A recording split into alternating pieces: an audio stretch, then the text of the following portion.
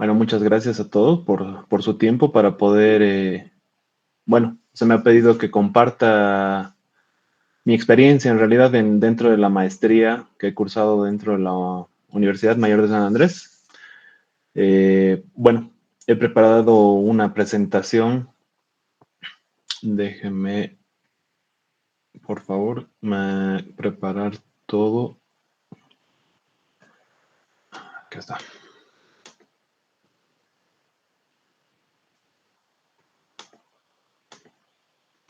Excelente, ya tengo todo listo. Bueno, iniciamos. Me ha pedido que prepare la parte de la experiencia que he podido extraer de la maestría de redes de comunicación y la cual he aplicado dentro del campo de la ingeniería, ¿no? Bueno, acá es parte de mi currículum. He estado trabajando durante 14 años en la empresa Telecel Tigo, prestando mis servicios como ingeniero en diferentes áreas, tanto como CS, PS, es conmutación de circuitos, es la primera parte. La segunda es conmutación de paquetes, obviamente como ha ido evolucionando toda la tecnología. Y por último, uh, he prestado también servicios en la parte de VAS, de servicios de valor agregado, y el servicio de IREG, que es un servicio basado para la apertura y mantenimiento de roaming con otros operadores, ¿no? Con operadores de todo el mundo prácticamente. Dentro de esta experiencia, bueno, he podido aplicar bastantes conocimientos dentro de la maestría se me han sido impartidos y he querido compartir con ustedes esta noche toda la experiencia que he podido extraer dentro de la aplicación de todos los conocimientos que he obtenido en la maestría dentro del campo de la ingeniería, de las telecomunicaciones, ¿no? Dentro de lo que se podía obtener. Bueno, se han basado prácticamente en tres pilares fundamentales. Dentro de la planta externa, el uso de frecuencia me ha permitido los conocimientos teóricos poder entender cómo podía funcionar la distribución de la señal prácticamente desde una antena hasta los clientes finales. Tanto así que, bueno, sean todo el análisis que hemos podido realizar dentro de la maestría, tanto en modelos matemáticos y modelos empíricos, se han podido comprobar dentro de la práctica, ¿no? En la segunda parte es las aplicaciones web y bases de datos que se me han impartido igual dentro de la maestría. Obviamente, bueno, hoy en día incluso es mucho más común escuchar las herramientas que se tienen a todo nivel para cualquier tipo de comercio o cualquier tipo de negocio, que son aplicaciones web, bases de datos por detrás y obviamente tienen bueno, ahora hoy en día está el tema de las aplicaciones dentro de las plataformas, ¿no? Ya sea Android o sea iOS, ¿no?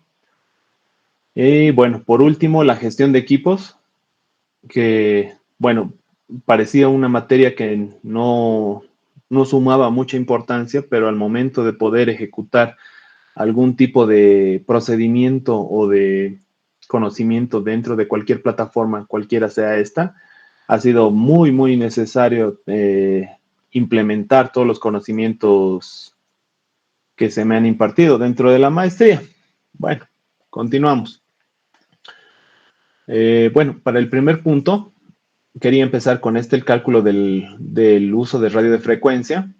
Esto se ha realizado dentro de la maestría mediante una herramienta. Bueno, en esa época era bastante llamativo el tema de la simulación, ¿no? Y obviamente daba valores bastante certeros, las herramientas eran bastante fidedignas y eran realmente muy pocas las herramientas que se tenía para poder simular algún tipo de cálculo o de enlace que se pueda tener dentro de ingeniería, ¿no? En este caso hemos analizado la herramienta Radio Mobile, que tal vez la hayan escuchado o no. Bueno, para mí era una novedad en aquella época. Finalmente le dabas ciertos parámetros para poder calcular un enlace punto a punto y poder evidenciar si es que podías llegar a tener alguna interferencia o alguna falla y qué tipo de, a qué frecuencia podías transmitir entre dos puntos, ¿no? Claro, esto era sumamente teórico, pero te daba valores bastante certeros y bastante fidedignos, porque la herramienta tenía obviamente la geometría a nivel mundial, tú podías cargar el mapa y te daba toda la superficie que tenía, ¿no? Y todo esto era offline, ¿no? No podías estar, no había en esa época las herramientas que ahora hay, ni tampoco el ancho de banda que tenemos ahora para poder acceder. En fin, esta simulación solamente permitía enlaces punto a punto. Esto para ampliar la cobertura de cualquier tipo de servicio, que en esa época era obviamente la red 2G. Entonces tú hacías un enlace de tu último equipo, de tu última radiobase, hacia una radiobase extendida. Por ponerles un ejemplo, hasta La Pacheta teníamos la fibra de La Pacheta que va hacia el camino a los Yungas, y tú querías proyectar la señal hacia Coroico, Coripata. Entonces tenías que levantar una radiobase bastante alto, poner una antena de X o Z características y tenías que poner la misma antena al otro lado para poder tener una sincronización, ¿no? Bueno, es decir, un enlace en realidad. Y de ese enlace distribuías la señal ya para el tema de 2G dentro de Coroico, ¿no? Así es como funcionaban antes. Todavía se mantiene en este tema de los enlaces punto a punto en ciertos lugares rurales, pero ahora, bueno, el satélite es el que está brindando este tema de servicio a lugares rurales, ¿no? El principio es prácticamente muy parecido. Haces un enlace con el satélite te hace un enlace con el sitio remoto y ya tienes la transmisión, ¿no? Bueno, ahora es un poco más simplificado, no hay que hacer tanto análisis ni tanto cálculo. Lo interesante de esta herramienta es que te permitía modificar bastantes parámetros, ¿no? Dentro de estos parámetros tenemos la distancia, por ejemplo, obviamente tenías que tener la distancia entre dos puntos. Dentro de esta parte tenemos la base y el lugar móvil que ibas a tener para poder enlazar. Esta era una simulación que se ha realizado a prueba. Obviamente te daba el cálculo de la elevación, la atenuación relativa, obviamente la orientación, tanto en azimut como en elevación, para el poder tener en la antena la orientación hacia dónde se va a poder, hacia dónde tienes que apuntar. Ya, bueno, asumo que han tenido ese conocimiento de la elevación y el azimut, que son los parámetros más óptimos para poder enlazar dos antenas. Obviamente están las obstrucciones, en este caso, ¿no? En este caso se tiene una montaña por acá, por el medio, a 3.5 kilómetros. Que bueno, en este caso era un caso de estudio nada más, ¿no? No era una simulación para poderla llevar a cabo. Y bueno, te daba valores como la transmisión, qué potencia ibas a necesitar, etcétera, ¿no? Dentro del radio mobile. Bueno, me parece una herramienta bastante compleja y completa. Hoy en día creo que se la encuentra, bueno, obviamente ha sido pirateada por todo lado y hoy en día creo que se la encuentra incluso hasta gratis, ¿no? Y aquí puedes jugar con los valores de frecuencia en los cuales quieres transmitir para ver si es factible o no es factible poder transmitir o si vas a tener bastante polución dentro de tu transmisión, ¿no? Podías manejar ciertos valores de aceptación para este tema de los radioenlaces. Uh, bueno, después de estos enlaces, hemos podido analizar en la práctica el tema de los modelos de propagación. Los modelos de propagación eran, bueno, hay tres tipos de modelos de propagación. Para empezar, el empírico, analítico y numérico. El empírico eran aquellos modelos de propagación que te permitían recopilar datos y modelar según una ecuación, la proyección que podías hacer es decir, la radiación que ibas a emitir a través de la antena para ver que puedas tener el espectro el espectro que tú tenías designado ibas a poder aprovecharlo al máximo, ¿no? Y con qué potencia podías aprovecharla. Son bastantes los parámetros que entran dentro de este análisis. El siguiente modelo es el modelo analítico. Utiliza solamente expresiones matemáticas para modelar.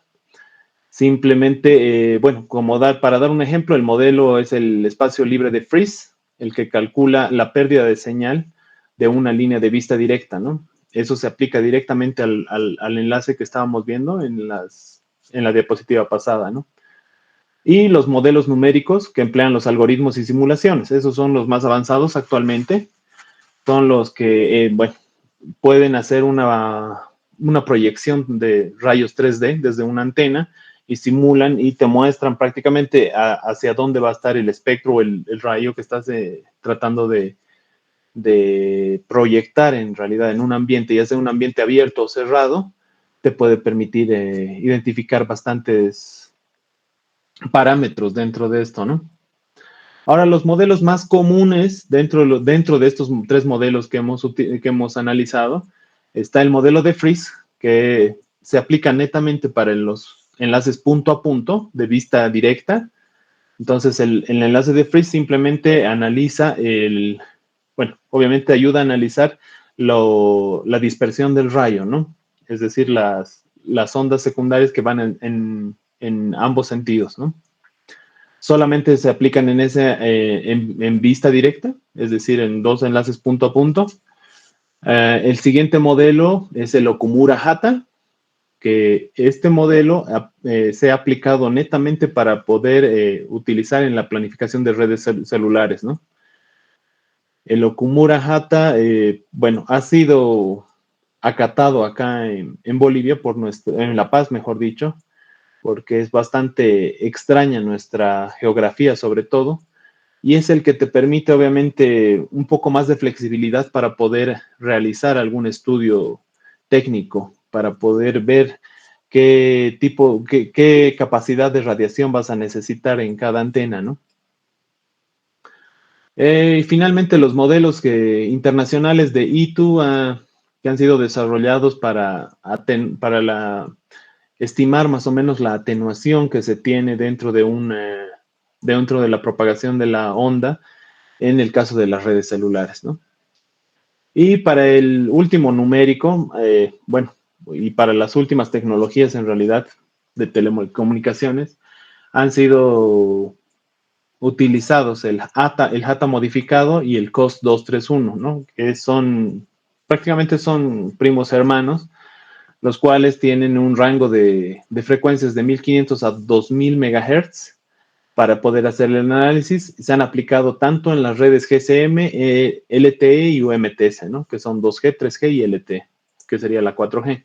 Obviamente para la New Generation, que es la 5G, también se está utilizando el mismo modelo para poder simular cualquier tipo de propagación en realidad, ¿no? De estos enlaces. Bueno, obviamente se hace una simulación mediante estos métodos de estos modelos. Puede ser urbano, suburbano y bueno, se tiene de una distancia, en realidad en los simuladores se tiene hasta una distancia de 1 a 20 kilómetros para poder simular.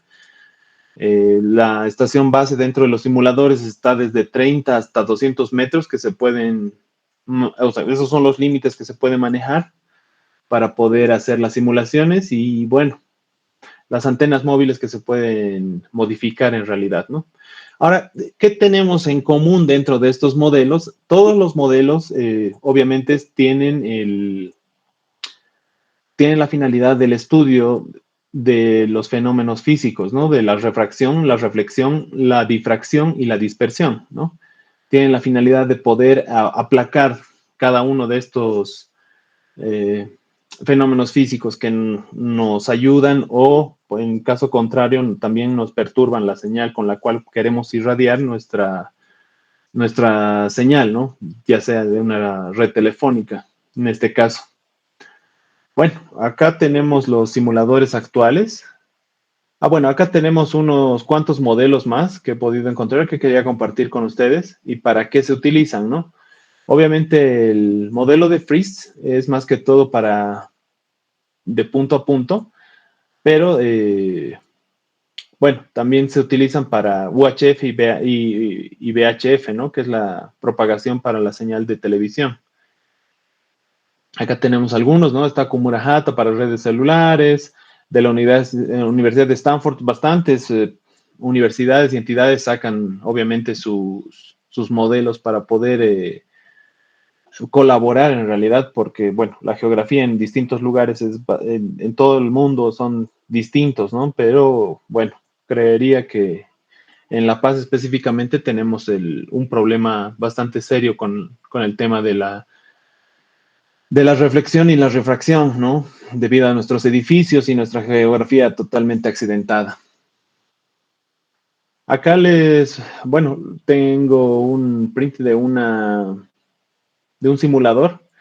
Este es un simulador ya 5G y bueno, puedes modificar obviamente las bandas, los canales, en qué frecuencias vas a trabajar, qué tipo de portadora vas a utilizar, etcétera, ¿no? Y obviamente aquí está, en este caso está la tecnología LTE, 4G, y esta empresa también ofrece para la 5G.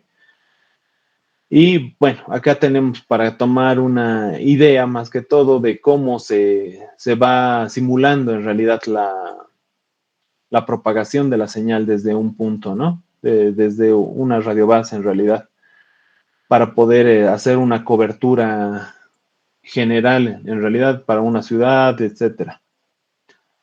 Bueno, tenemos este simulador, por ejemplo, el Sirio. También, bueno, hemos encontrado unos simuladores que hay en MATLAB para 4G y 5G, que serían los que más actualmente se están utilizando en el mercado. Bueno, en el mercado, obviamente, el vendedor, es decir, el vendedor que te ofrece la tecnología, llámese Huawei, Ericsson o Nokia, son los cuales te ofrecen en realidad todo el estudio involucrado para poder poner al mercado, para poner en servicio prácticamente todo el equipamiento, ¿no? Ellos proveen desde la antena hasta el equipo de core y, bueno, equipos de interconexión, obviamente, con otros operadores. Y, bueno, la mayoría de equipos acá utilizados en Bolivia son la marca Huawei, ¿no? Tanto para equipos de planta interna como planta externa, como son las radiobases. Y en segundo lugar están los equipos Ericsson, que obviamente se utilizan más que todo para la parte de planta externa, ¿no? Son las radiobases y todo eso, que se ha visto que tienen bastante confiabilidad y son muy robustas en realidad en su implementación. Pero ambas tienen sus ventajas y desventajas, ¿no? Bueno, en este gráfico les he querido mostrar cómo ha ido evolucionando en realidad la tecnología desde la primera generación, que, bueno, solamente habían llamadas. Estas llamadas no eran necesario, bueno, no se tenía una visión de poder hacer una transmisión de datos en esa época, en la primera generación de telefonía móvil. En la segunda generación ya hemos podido apreciar un cambio, una modificación, que ya hemos empezado a poder transmitir datos a través de GPRS, ¿no? Que era una red sumamente lenta. Y bueno, las páginas obviamente estaban programadas especialmente para poder acceder desde la tecnología móvil, en realidad. Las hacían mucho más ligeras y solo la información necesaria, ¿no? La tercera generación ya ha sido dos tipos de servicios igual, pero a diferencia de la segunda generación, ya han presentado un ancho de banda bastante amplio. Ya era una preocupación más grande el tema del ancho de banda, de la transmisión de datos. Y bueno, prácticamente en 4G ya se podía hablar directamente a través de la transmisión de paquetes, pese que acá en Bolivia obviamente la transición de tecnologías todavía mantenemos viva la 3G, porque en la mayoría de los países en el extranjero ya directamente han apagado todas las redes de 3G para abajo, ¿no? Acá seguimos manteniendo la 2G incluso. Y bueno, es un gasto aparte desde el punto de vista de las compañías y obviamente en el 5G que ya está implementado en varios, prácticamente en los países de primer mundo, en todos, ya se tiene totalmente de todo el servicio implementado sobre la transmisión de paquetes, ¿no? Bueno, hablando un poco de la arquitectura y diferencias que tenían entre las radiobases, en la parte de 2G, por ejemplo, teníamos la BTS y la BCC, que era una controladora, la BCC de todas las radiobases y todas congruían en un solo equipo. Este equipo era la central de la controladora de las radiobases y este mismo equipo emitía a la central de conmutación cualquier tipo de requisito o requerimiento que podía tener cualquier usuario en la red, ¿no? Desde cualquier punto. Obviamente ahí eran la novedad, los SMS, ¿no? Que se podía intercambiar SMS entre dos equipos. Y acá se ha empezado a manejar el tema de handovers, ¿no? ¿Qué es el handover? El handover es poder movilizarte, aunque no parezca la gran cosa, pero tiene su ciencia por detrás. El handover es el poder movilizarte desde una radiobase a otra sin perder la comunicación, ¿no? Ni cambiar la señal. Entonces, recién en la 2G hemos podido tener ese tipo de servicios. En cuanto a 3G, ya hemos tenido una mejoría en realidad en cuanto a los equipos, si bien teníamos la misma arquitectura, temas descentralizados, radiobases, llamados nodos B ahora, y todos reportaban hacia una controladora que es la RNC. ¿No? Esta RNC controlaba todos los elementos de radio que podía tener cada radiobase y obviamente gestionaba también la movilidad de los handovers de cierta forma, porque siempre dependen todos estos equipos externos de la central de conmutación. La central de conmutación es el cerebro de toda la operación prácticamente. En cuanto a planta externa, ya se tenía una modificación en cuanto al análisis de espectro. Era un ancho de banda mucho más amplio. Eso es lo que permitía en esta generación de tecnología. Y bueno, en la LTE, la arquitectura conocida como EUTRAN, en realidad tiene los nodos eNodeB, que son los nodos mejorados, pero ya no tienen ese tema de la controladora que puede estar administrando todos los recursos, sino estas radiobases ya son autogestionadas. Ellas mismas, como ya tienen mayor capacidad de procesamiento, pueden gestionar sus propios recursos, ya empiezan tienen bastantes complejidades dentro de su arquitectura internamente de estas nuevas radiobases, las eNodeB. Y bueno, en cuanto a planta externa, ya tenemos una simplificación, porque ya tenemos los equipos mucho más pequeños y las antenas son bastante más complejas que antes, ¿no? Si bien antes se tenía, obviamente, dirigido a un solo espectro, ahora podían modificar en realidad dentro de las radiobases, dentro del espectro, o sea, la señal.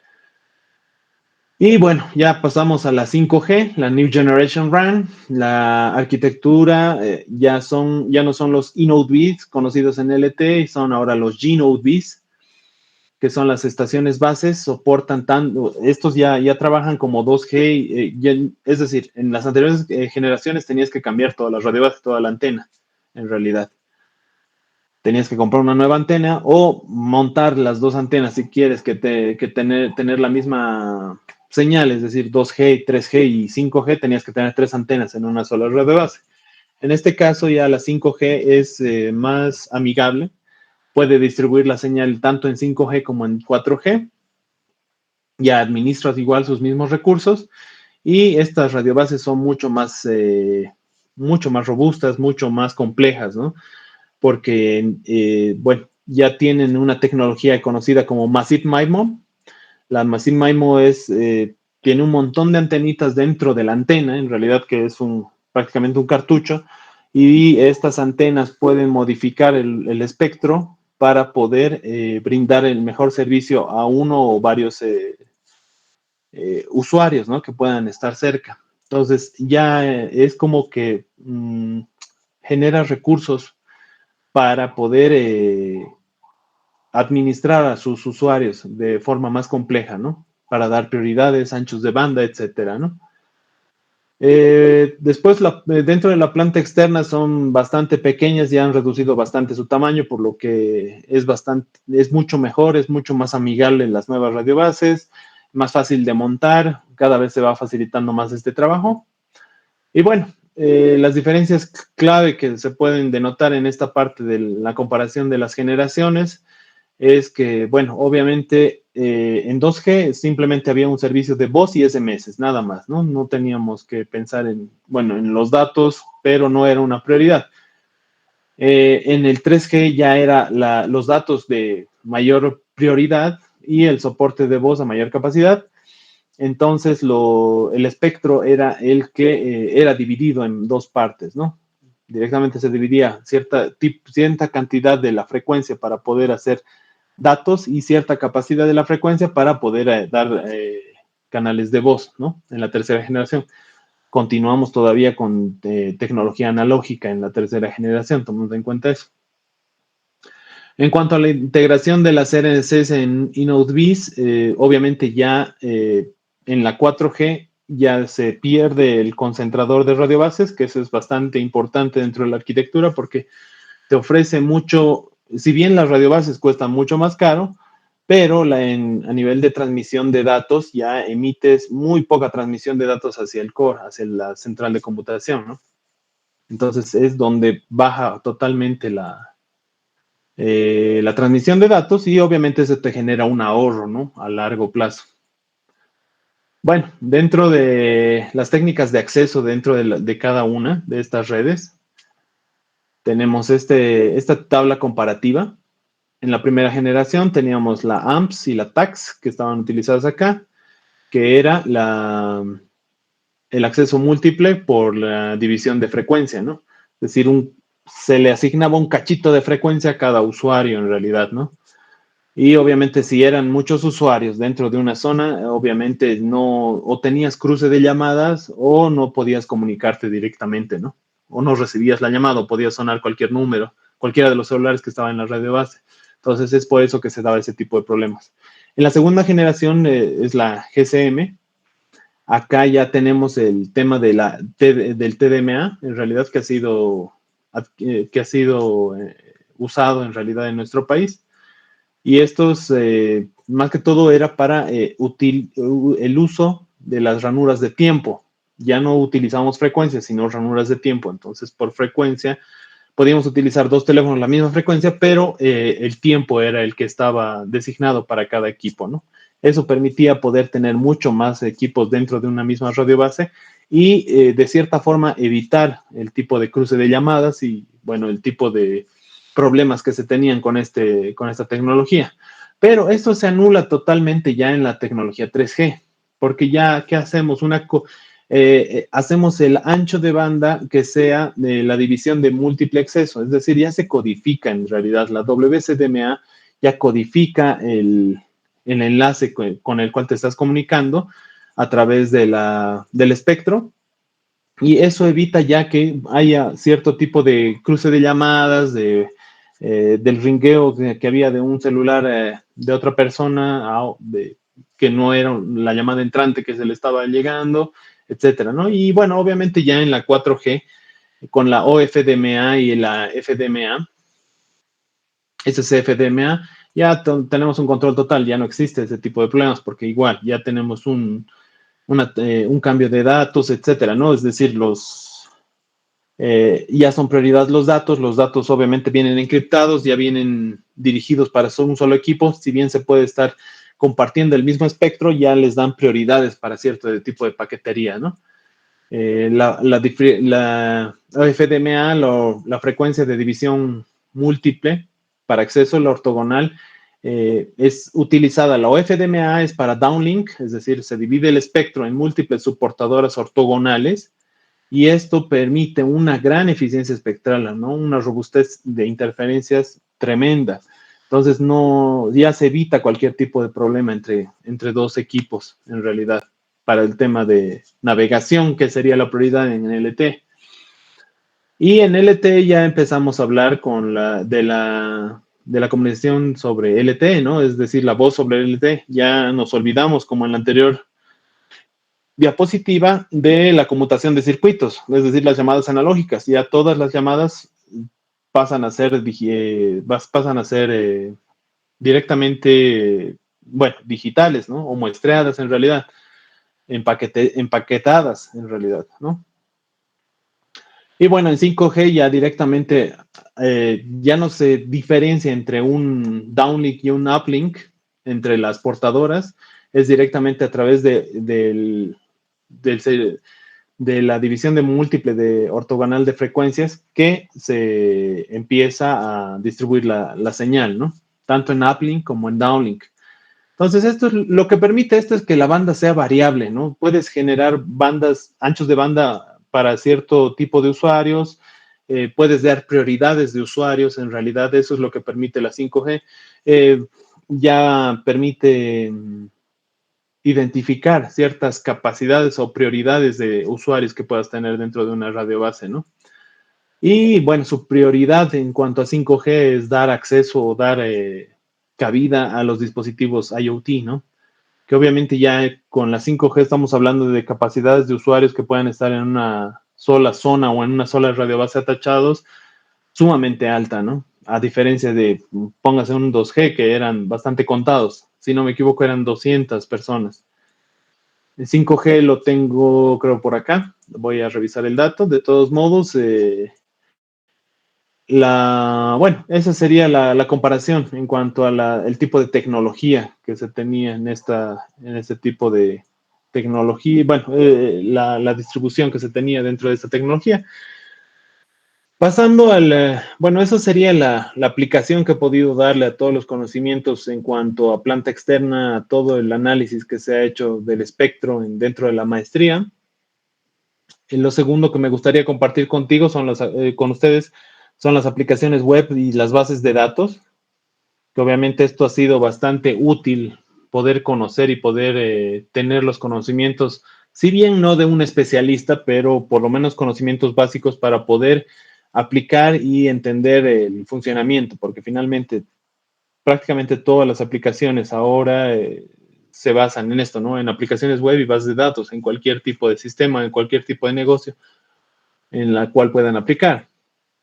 Bueno, en cuanto a la gestión de datos móviles, ha sido muy útil para el tema de registros de llamadas y, bueno, aplicaciones internas de la compañía. Esto hablando de las aplicaciones web y el registro de llamadas en cuanto a bases de datos. El registro, ¿qué es el CDR? El CDR simplemente es el registro de llamadas de tráfico, ¿no? Call Detail Register. Es un detalle de actividad que pueda tener el equipo, bueno, cualquier equipo, ¿no? El móvil, en realidad, que genera una llamada, un SMS, un USSD o navegación, genera un registro y este registro obviamente se guarda dentro de una base de datos y esta base de datos son infinitas en realidad, ¿no? Y se van guardando cada cierto tiempo en un data center en realidad, ¿no? En una data warehouse. Bueno, acá les he querido poner un ejemplo de un CDR, como es que se ve, es directamente un gestor de bases de datos en el cual se hace un query. Acá se tiene encriptado el MCISDN, que es el identificador del número telefónico, la radiobase en la cual estaba.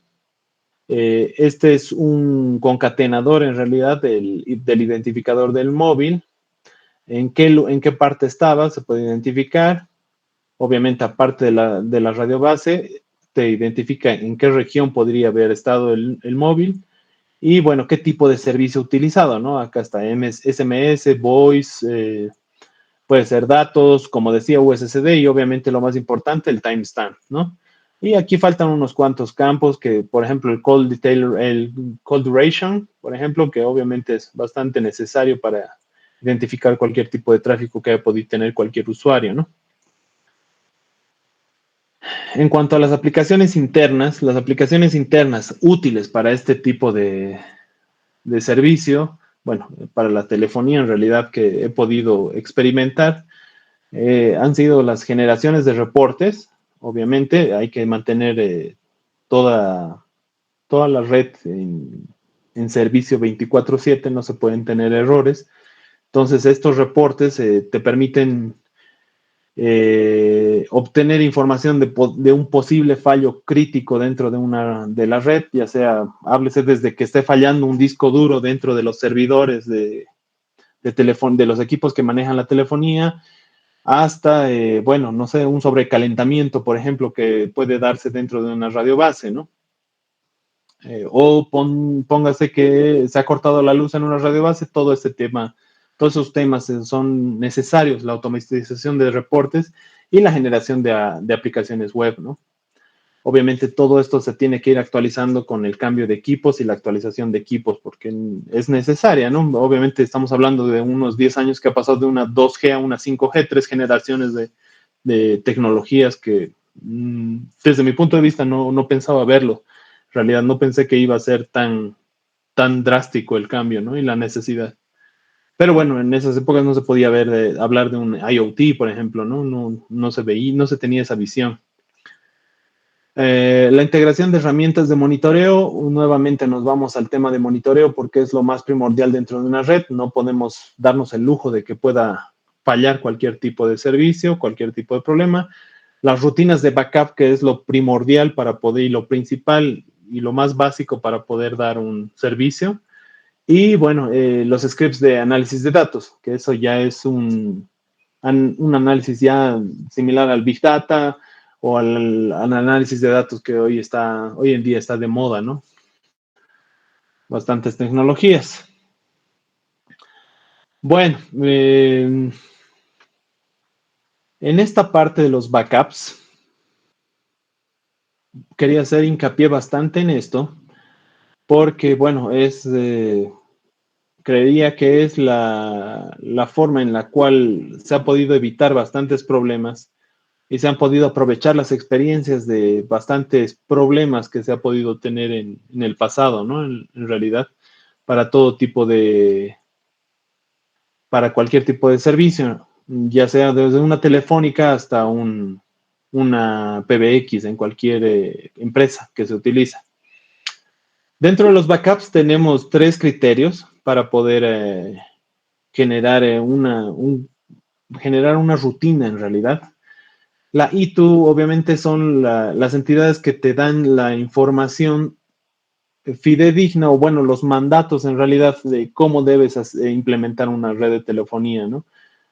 Sea aquí o en la China, todos tenemos que seguir estos parámetros, estas recomendaciones de la ITU y es la 3GPP la que corrobora esta información, porque la 3GPP es la que ejecuta en realidad todas estas normativas y ven la factibilidad de sí o no, ¿no? En realidad. Entonces, tenemos 2 recomendaciones que tienen el AITU para el tema de backups. Bueno, este es el código con el cual pueden encontrar la recomendación completa en realidad de todo este manual redactado. Es la información de la seguridad y el manejo de las telecomunicaciones, basado en una ISO, la 27002. Entonces, dentro de esta recomendación, hace hincapié en que las operadoras de telecomunicaciones deben hacer una copia de los nodos más críticos, llámese routers de alto tráfico, desde switches hasta los equipos grandes, ¿no? Los equipos grandes me refiero a una central de conmutación, una RNC, una BCC, claro, y bueno, los nodos de LTE, ¿no? Que son los nodos de conmutación, el MME, etcétera, ¿no? Bueno, obviamente hace más hincapié sobre los equipos que son los concentradores de información. Hay unos equipos concentradores de información conocidos como OSS o BSS. Estos deben tener copias de seguridad de sí mismos porque ellos son los que recopilan información de toda la red absolutamente. Eso vamos a ver en el siguiente punto porque es algo muy importante dentro del funcionamiento de una red de telefonía. Y bueno, establece una necesidad para probar la restauración de datos y esto debe hacerse periódicamente. Es decir, que esta recomendación te pide que hagas cada cierto tiempo, no muy prolongado, una recuperación de datos. Es decir, si tu central de conmutación tiene un backup, tú deberías sacar un backup hoy en la noche y mañana en la mañana restaurar, solamente por hacer el ejercicio de restaurar el servicio. Es decir, en el caso X, Y o Z de que llegue a caer o morir ese equipo, tú tengas la copia fiel para poder levantar. Ahora, ahí igual hay una anécdota al respecto, ¿no?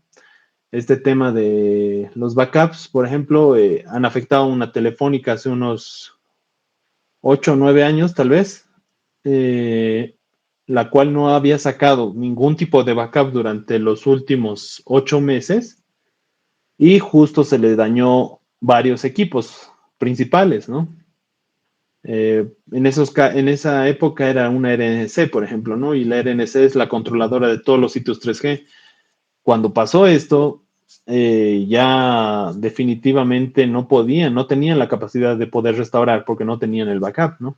Era volver a configurar. Han estado 2, 3 días, si no me equivoco, sin servicio y no quedaron totalmente restablecidos, ¿no? Tenían constantemente fallas, las interconexiones con los otros operadores igual tenían bastantes fallas y ha sido todo un trabajo bien arduo. Y bueno, en esos 2 días me acuerdo que contrataron un vuelo charter para traer a un especialista porque tenían equipos no muy comunes, si no me equivoco eran Nokia, pero han tenido que traer un europeo para poder corregir este tipo de problemas, o intentar corregir, porque bueno, obviamente el europeo no tenía la respuesta, ¿no? No podía extraer ningún tipo de información si ya estaba muerto el equipo. Bueno, esta es la recomendación que hace esta entidad internacional. Y bueno, además de esto, sugiere que deben estar protegidas físicamente y cifradas, ¿no? De estas copias, para poder proteger de cierta forma el que te puedan modificar el backup y una vez que trates de levantar puedas meter basura o puede estar fallado, puede estar corrompido, ¿no? El archivo. Todo esto con la finalidad de mantener el servicio 24/7, ¿no? Continuidad, eso es lo importante dentro de las telecomunicaciones. La siguiente recomendación está dentro de la 1052, que igual está basada dentro de una ISO 27002, pero esto hace más hincapié en el tema de la ciberseguridad, la información y el manejo de los equipos de telecomunicaciones. Dentro de esta recomendación, obviamente ya incorpora el tema del Internet y de las redes móviles. Las copias de seguridad y las configuraciones de routers, switches, firewalls y BTS deben estar incorporadas. Antes se hablaba de unos equipos principales, nodos grandes, pero en este caso ya se hablan de los nodos intermedios y pequeños, ¿no? Entonces, todos prácticamente deberían tener un respaldo para poder restablecer el servicio lo antes posible. Ahora, obviamente los backups deben estar protegidos, aislados, según esta recomendación, de cualquier tipo de conexión a Internet o a una red interna incluso, para poder evitar contagios de malware, ¿no? O sustracción de los archivos. Entonces, en este punto es el primero donde se indica que los backups deben estar distribuidos en locales externos al sitio donde tú guardas, ¿no? Esa es una recomendación bastante importante. ¿Y eso por qué? Bueno, en países donde se tiene conflictos bélicos, por ejemplo, ellos tratan de extraer la información, sacar regularmente alguna copia de seguridad y poder llevarla hacia otro lado, ¿no? Para poder evitar que si en algún momento cae ese nodo, el backup también esté involucrado, ¿no? Y no se tenga forma de recuperar esa información. Bueno, y bueno, pasamos al último punto de este tema de las backups, que son las buenas prácticas o las prácticas comunes. En realidad hay una regla básica, que esto es un Vox Populi, el Vox Populi lo que manejamos a nivel técnico, los ingenieros, la regla del 3-2-1, tener 3 copias, en realidad 2 tienen que estar en soportes distintos, es decir, en 2 sitios remotos, y una debería estar en la nube, ¿no? Es lo que se maneja, si bien no empíricamente, pero son buenas prácticas que se mantienen en conocimiento dentro de todas las telefónicas en realidad.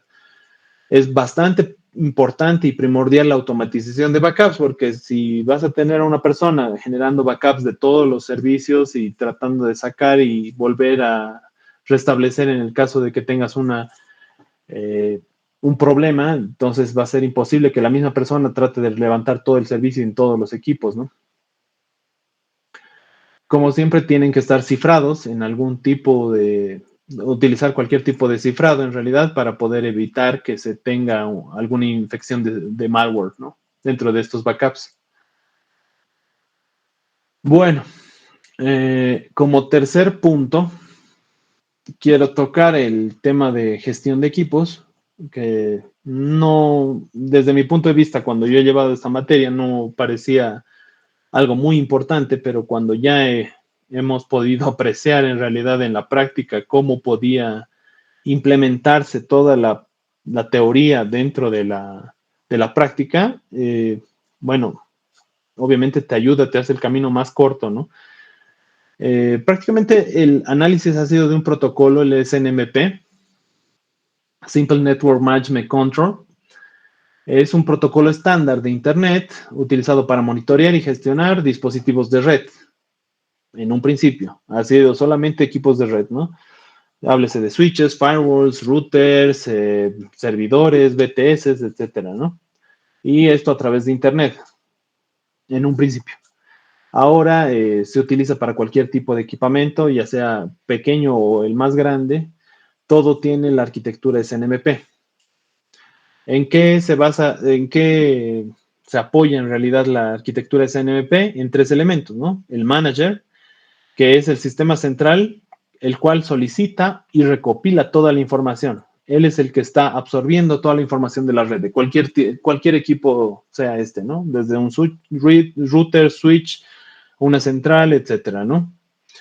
Ahora un agente, un software que en realidad el agente va a ser un software el cual en cada dispositivo emite información al manager, ¿no? Reporta prácticamente cualquier tipo de evento o información que tenga para realizar al manager, ¿no? Y el manager es el que acopla la información. Y por último tenemos el tercer elemento, que es el MIP, el manejo de toda la información, ¿no? Es la base de datos que tiene toda la información del tipo de problema que está comunicando el equipo. ¿Por qué el tipo? Vamos a ver las siguientes diapositivas. Aquí está. Para la aplicación de esta gestión de datos, ha sido el monitoreo de distintas plataformas, ¿no? Han sido router switches, como ya les decía. Lo más importante del SNMP, y obviamente lo que lo ha hecho más famoso, es que te daba las alertas en tiempo real. Eso permitía realizar algún trabajo preventivo o un trabajo inmediato de emergencia, ¿no?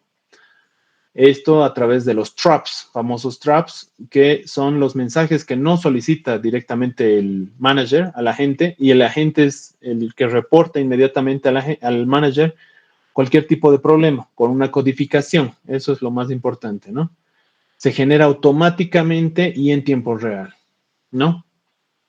Adicional a esto, también a través de SMP se puede hacer una configuración remota para cualquier tipo de problema. Acá tenemos un gestor de equipos. Este es de la marca Huawei, el cual te permite identificar cualquier tipo de alarma. Aquí está filtrado en realidad solo los equipos móvil, y en esta parte podemos ver el tipo de alarmas, ¿no? Y bueno, solamente para poder tener una idea qué tipo de alarmas puede brindarnos este tipo de plataformas, ¿no? Acá tienes el throughput o la información también que te puede dar a través de la gestión de los equipos. Este es el throughput, es decir, el promedio de velocidad que está manejando cada celda, de uplink, de downlink, la sesión, la precisión con la cual está manejando el sitio, el sitio en realidad de LTE. Bueno, más que todo era para darnos una idea de cómo se administra en realidad una plataforma, cómo es la plataforma que puede verlo todo prácticamente, ¿no? Se dedica a la gestión de equipos, este tipo de plataformas. ¿Qué tipo de ventajas nos ofrecen estas plataformas? Primero, estandarización a través de CNMP, la estandarización que permite interconectarnos todos los equipos, como les mencionaba antes, Ericsson. Tenemos equipos Ericsson en las radiobases y en otros sectores tenemos equipos Huawei en otro lado. Entonces, para poder tener una sola plataforma y que el personal que esté monitoreando no esté viendo múltiples plataformas, voy a ver primero las alarmas de Ericsson y luego las de Huawei, no. Entonces, todo se concentra en un solo gestor de alarmas o en un gestor de equipos. Y bueno, ahí es donde saltan las alarmas, ya sea de cualquier tipo de estos equipos. Pero para poder reconocer el tipo de alarmas es donde entra el MIB, ¿no? El MIB es la estructura de las alarmas que vas a tener para cualquier equipo. Es decir, es el archivito donde está la base de datos de qué tipo de alarma, qué código genera, ha generado cualquier alarma, ¿no? En este caso, aquí tenemos un ejemplo. Esos son los conocidos OIDs. Ese es el código que genera la alarma de cualquier equipo, ¿no? Ya sea alarma o bien puede ser una solicitud del manager, como decíamos antes. Entonces, el OID puede generarse de dos formas. O el manager agarra y emite la señal hacia el nodo esclavo, por así decirlo, para que le genere alguna información, o el nodo esclavo directamente genera la información de OID directamente al máster, ¿no? Entonces, esta es la configuración que tiene y esta es la estructura de una OID, ¿no? ¿Qué tipo de organizaciones? ¿Qué tipo de...? Este es en realidad una OID de Internet, está viniendo desde el Internet, está entrando a una red privada, es una transición, producto, ¿qué tipo de equipo es? Un chasis, el 4, eso quiere decir, ¿no? Acá podríamos, no sé, pues podría ser el número 4, por ejemplo, podría ser el chasis, pero el número 5 podría ser tarjeta madre, etcétera, ¿no? En el 1 quiere decir que es una tarjeta dentro de este chasis y el slot número 2. Y dentro, es decir, va ahondando poco a poco dentro del equipo hasta darte algo sumamente simplificado, ¿no? O algo muy específico en realidad, ¿no? Y aquí están los CPS del módulo 3. Este es el dato que está lanzando esta OID, por ejemplo, ¿no? Prácticamente este chorizo nos indica dónde está el problema. Y este es el valor que está lanzando y reporta directamente a través del MIB a la plataforma, ¿no? SNMP, es decir, al gestor de datos. Ahora, las ventajas era una, la estandarización, como ya hemos visto, la escalabilidad, obviamente en cualquier equipo gestor de estos equipos, la única limitante que he podido apreciar dentro de la práctica es la capacidad de los equipos. Ninguna capacidad es suficiente porque claro, todo el personal quisiera tener toda la información de años enteros en realidad de la red, del funcionamiento de la red, pero no puede ser factible, no es posible, ¿no? Entonces, la única limitante de este gestor de equipos es el tiempo y el espacio, ¿no? En realidad, el espacio que tú tienes para poder almacenar toda esta información. Porque, bueno, obviamente puedes querer cada milisegundo que pueda generarte el equipo remoto una radio base con cuántos milivoltios está funcionando la subtarjeta principal, digamos, del equipo principal. Eso es un gasto de información, ¿no? Obviamente pareciera que fuera poco, pero en los milisegundos se va haciendo mucha información, es decir, por más que sean 2 octetos en realidad de hexadecimales de información, se va incrementando y se va sumando y bueno, obviamente solo puedes limitarte a tener, bueno, en las actuales plataformas creo que se tenía solamente de un mes la información de toda la red, pero con la frecuencia de una hora en realidad, ¿no? O sea, cada hora se sacaba la información más importante de todos los equipos y eso se almacenaba y podías revisar la estadística durante ese tiempo, ¿no? Dentro de un mes. si tú necesitabas analizar un evento que ha superado más de un mes atrás, porque el ATT nos ha observado por X o Z razón, no era factible poder ingresar a ese tipo de información. Esa sería lo único, la escalabilidad, obviamente, que todas estas plataformas son escalables, es decir, puedes incrementar cualquier cantidad de equipos, así como puedes incrementar la capacidad de almacenaje de información, pero obviamente tampoco es muy necesario, ¿no? Porque puedes adelantarte a un evento que la ATT te pueda pedir algún tipo de información, pero no, tal puede ser que nunca pase, ¿no? Y hasta mientras vas a tener información de más de 3 meses, pero ¿a qué costo, no? Es bastante caro el poder mantener este tipo de información, tanto como energía como en la inversión en el equipo, ¿no? Bueno, en cuanto a la arquitectura, bastante ligera, facilita la supervisión, obviamente no requiere recursos grandes, es decir, no necesitas un equipo grande para poder analizar todo este tema de la gestión de equipos. Es la idea de tener algo simplificado y tener algo masivo en realidad para poder analizar a todos los nodos externos. Y bueno, la integración con los sistemas NMS, los Network Management System, es decir, los equipos de manejo de administración entre todos, es decir, ya sea un Ericsson, un Nokia, un ZTE o un Cisco, puedes integrarlos todos en una misma plataforma. Hay plataformas de gestión específicas ya que se integran de una manera bastante fácil, ¿no? Prácticamente pueden ser, hay SolarWinds, hay Nagios, tal vez la Nagios es la más conocida y es obviamente open source, la Savix y Savix también que está entrando últimamente bastante fuerte en bastantes telefónicas en el exterior, he escuchado que están utilizando mucho esta plataforma, que tiene dos versiones, ¿no? Una gratuita y una de pago. Y bueno, obviamente la finalidad de la integración con todos los servicios NMS es la generación de reportes, ¿no? Y alertas tempranas. No tanto así la gestión como puede permitirte en SNMP. Si bien tiene la capacidad de poder hacer la configuración, su principal función es esa, ¿no? La de generar reportes y alarmas en un solo sistema para poder tener una alerta temprana o una acción rápida, ¿no? Bueno, en cuanto al árbol de esta plataforma, es decir, del MIP,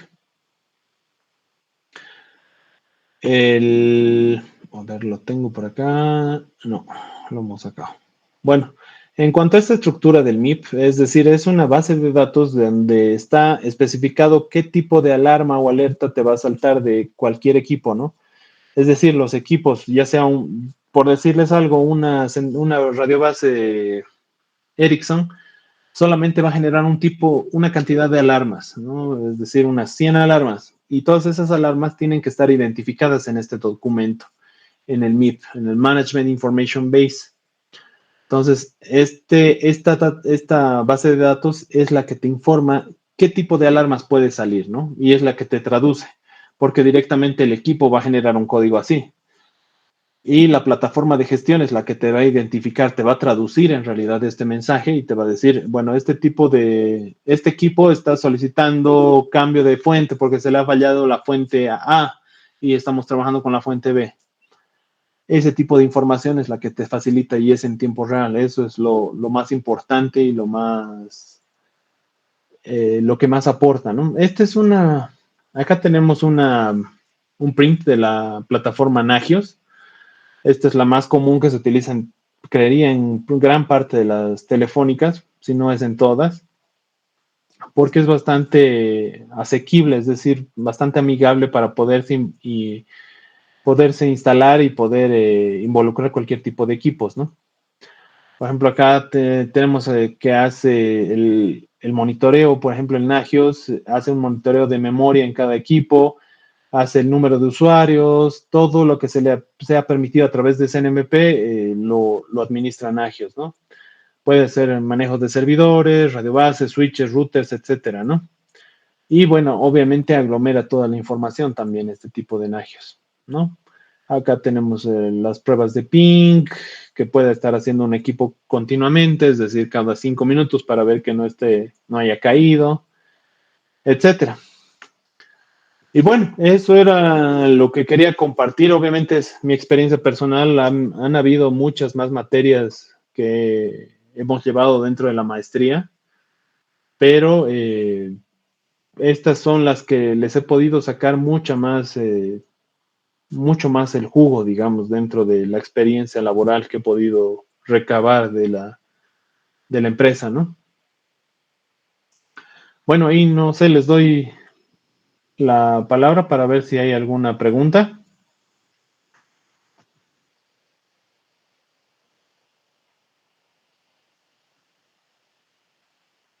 Muy bien, en tal caso de no haber alguna pregunta, ingeniero, tal vez podemos finalizar este tercer día de nuestro ciclo de seminarios.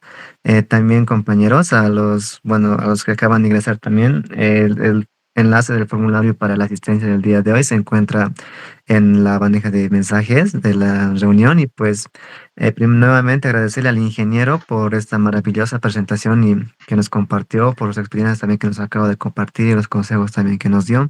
Y también agradecerles a todos por venir. Recordar siempre que eso es para la causa benéfica de los compañeros que nos están representando. Y pues, sin más que decir, nos estaríamos encontrando el día de mañana con nuestro cuarto día de seminario, en este caso. Y pues sería hasta el día de mañana. Muchas gracias, ingeniero, y a todos por la asistencia. Bueno, perfecto. Muchas gracias por su atención y su tiempo. Bueno, un gusto. Chao, chao.